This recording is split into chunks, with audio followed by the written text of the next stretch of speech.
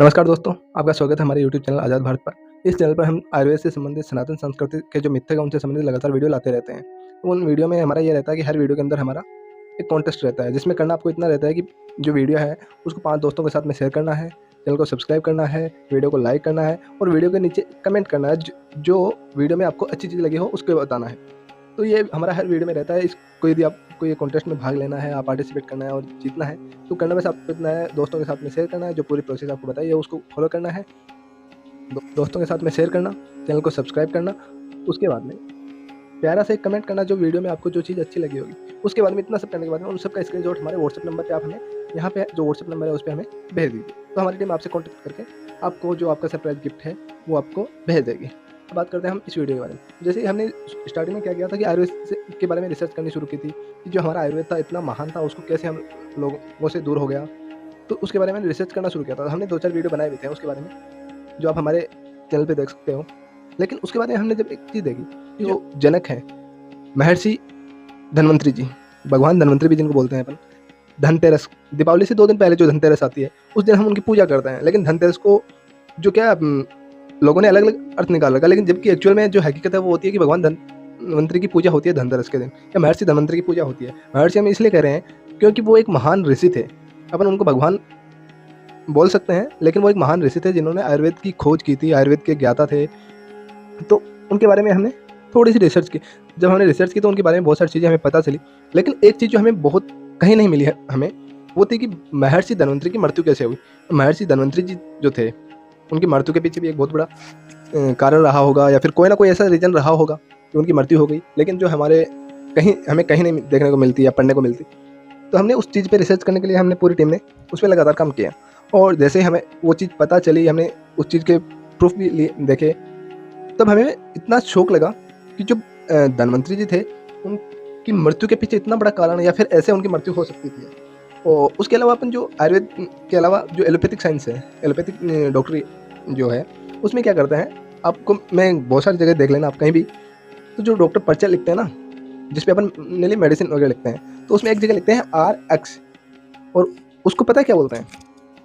जो आधुनिक साइंस है उसने उसको नाम दे दिया कि ये यूनान का कोई देवता था, हॉर्स देवता, और उसका जो चेहरा था ना, वो चेहरा मिलता था RX यानी घोड़े की आँख के जैसे ये था। तो जो RX का जो निशान बनता है ना, वो लगभग वैसे बनता है ऐसे घोड़े की आँख के जैसे। लेकिन उसके पीछे जो यूनानी लोग हैं या फिर जो अंग्रेज लोग थे, उन्होंने हमारे जो शास्त्र हैं उनको कैसे चुराया, ये भी हम इस वीडियो में बात करेंगे। बात करते हैं कि अपन भगवान धन्वंतरी जी की। अब इसमें थोड़ी सी जो पौराणिक कथा है वो भी हमें जानना जरूरी है।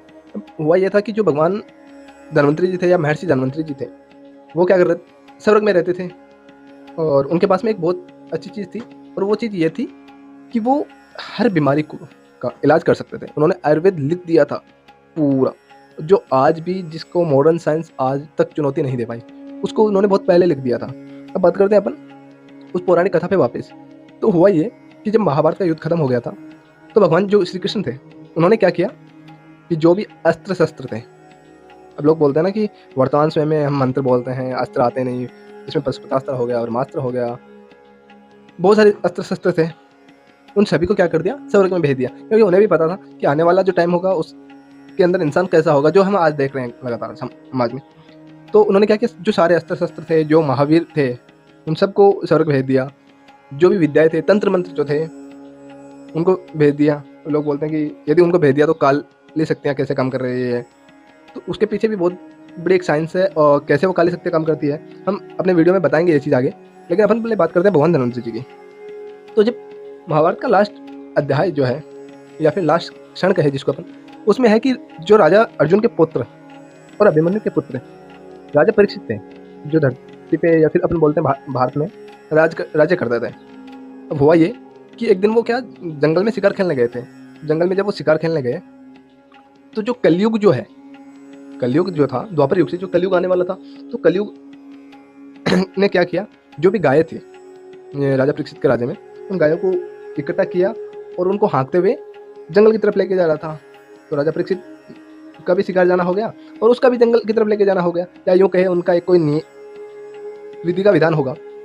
तो वही है कि राजा परीक्षित ने उसको देखा कि एक इंसान गायों को घेर के ले जा रहा है, हाँक के ले जा रहा है। तो उन्होंने क्या किया कि उसको बोला, हे दुष्ट प्राणी तू रुक, और कहाँ लेके जा रहे हैं इन गायों को। तो उन्होंने भैया बोला, जो कलयुग का रूप बनाए हुए एक व्यक्ति था, उसने बोला कि मैं इन सभी गायों को काटने के लिए, गायों को गल कटने लेके जा रहा हूँ।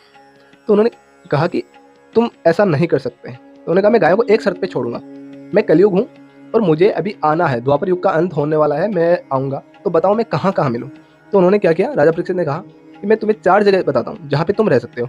अब उन्होंने क्या बोला कि एक तुम रह सकते हो शराब में, जो दारू होती है उसमें तुम रह सकते हो।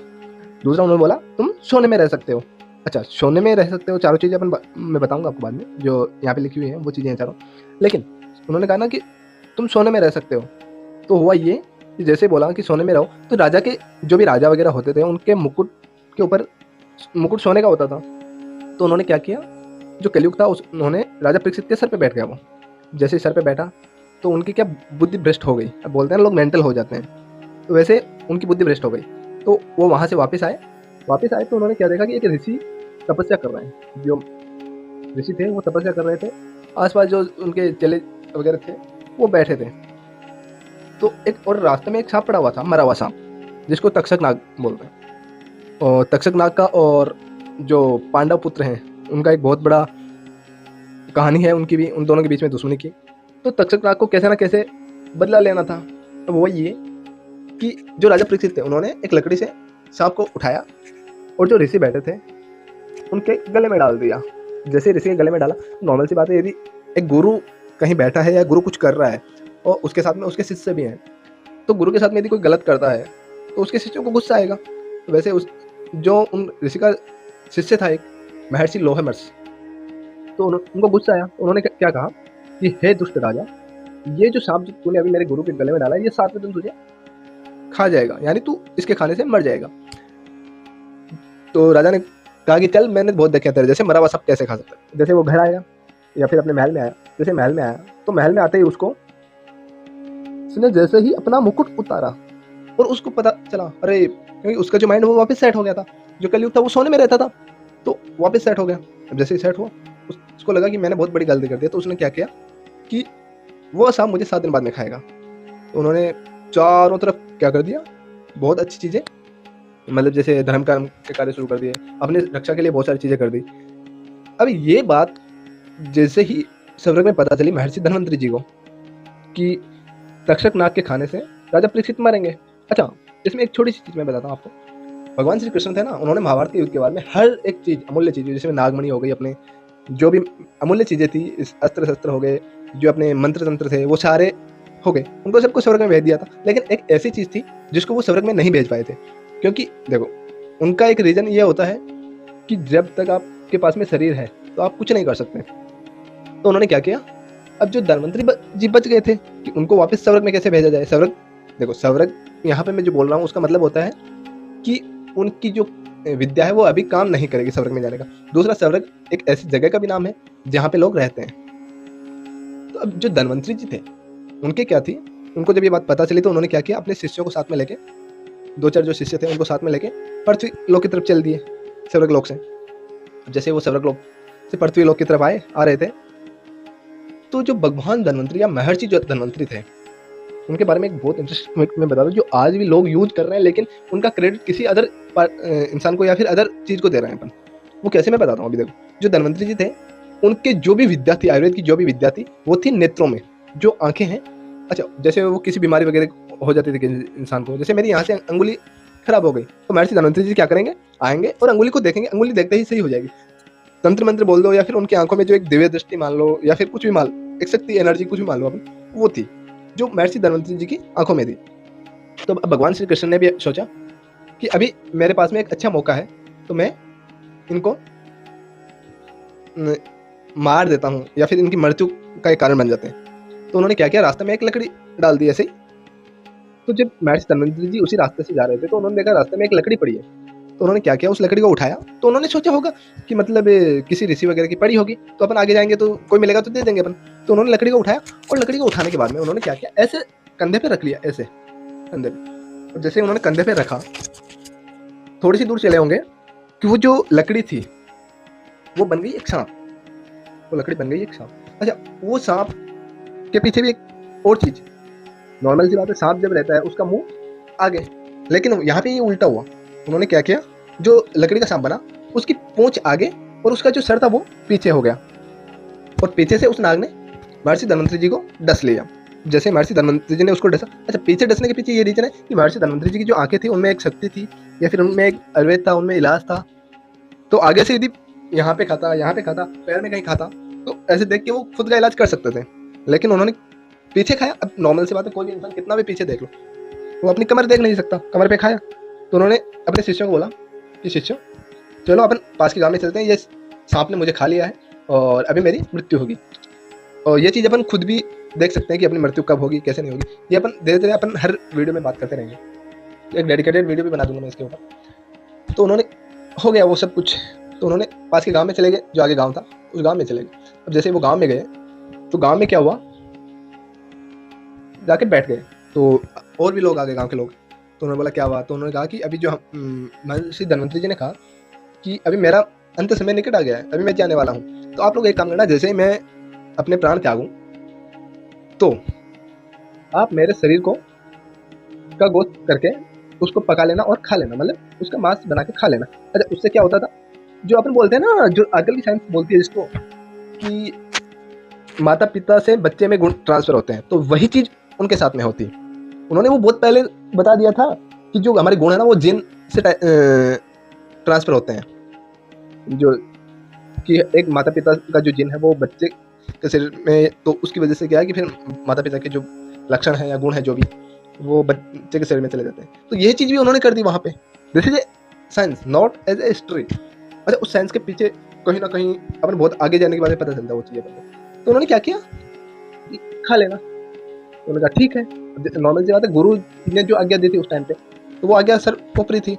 तो उन्होंने जैसे ही महर्षि धन्वंतरि जी मृत्यु को प्राप्त हुए तो उन्होंने क्या किया, उसको पकाया, जैसे पका के फिर उसके छोटे छोटे, अब जैसे छोटे छोटे टुकड़े किए तो इतने में भगवान श्री कृष्ण एक वृद्ध का रूप लेके आ गए और उन्होंने कहा अरे दोस्तों कैसे इंसान हो, जिस गुरु ने तुम लोगों को शिक्षा दी है, जिस गुरु ने तुम्हें इतने अपने पैरों पे खड़ा किया है, उसका शरीर तुम खाओगे।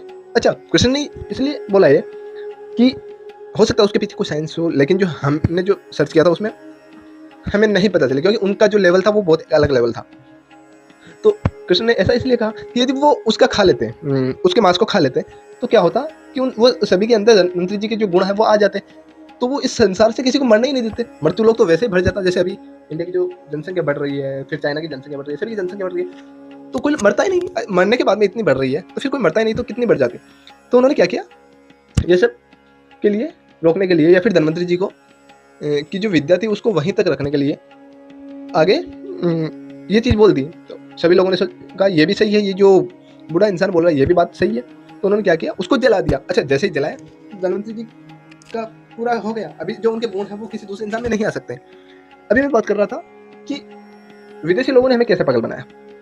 जब अपन बोलते हैं ना RX, जिस पे अपन लिखते हैं, जो भी मेडिकल पर्ची लिखते हैं डॉक्टर्स वगैरह, तो उसके पीछे कहानी ये है कि वो बोलते हैं कि यूनान के एक देवता थे हॉर्स जिसको बोलते हैं, उनका जो चेहरा था वो उसके जैसा मिलता है, जो सिंबल बनता है ना, ये जो सिंबल है RX का जैसा वैसा बनता है, उसका जो चेहरा था वैसा था।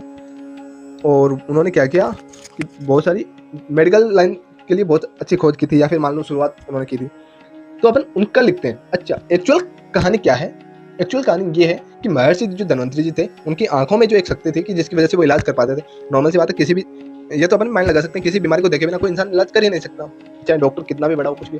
तो यही मान लो सीधा कि जो धन्वंतरि जी थे वो आंखों से देख के बीमारी को देख के पता कर लेते थे। जैसे आज भी हमारे गाँव में शहरों में होते हैं ना जो नाड़ी वैद्य होते हैं, वो हमारे यहाँ से टच करता है और पता चल जाता है उनको क्या बीमारी है क्या नहीं है, क्योंकि जो आयुर्वेद है ना उसके बहुत सारे गुण हैं।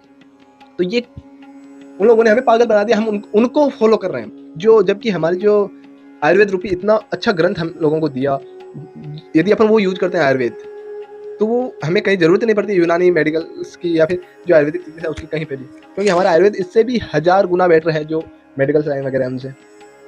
तो ये कहानी थी महर्षि धन्वंतरि जी की। और आपको यदि अच्छी लगे तो चैनल को सब्सक्राइब कर देना, वीडियो लाइक कर देना, 5 दोस्तों के साथ में शेयर कर देना।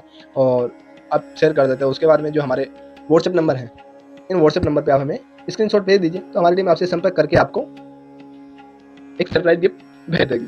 तो मिलते हैं अगले वीडियो में, तब तक के लिए जय हिंद जय भारत।